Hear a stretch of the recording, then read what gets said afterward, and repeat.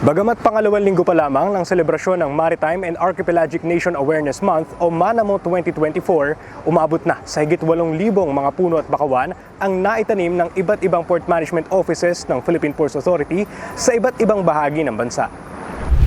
Siyam na port management offices ang nagsagawa ng kani-kanilang tree planting activities sa unang 2 linggo ng selebrasyon ng MANAMO ngayong Setyembre. Ayon sa datos na ibinigay ng mga PMO na ito, umabot ang pinagsamang bilang ng mga naitanim nilang puno at bakawan ng higit 8,300 mula nang mag-umpisa ang mga aktibidad ng Philippine Ports Authority na bahagi ng selebrasyon ng MANAMO ngayong taon.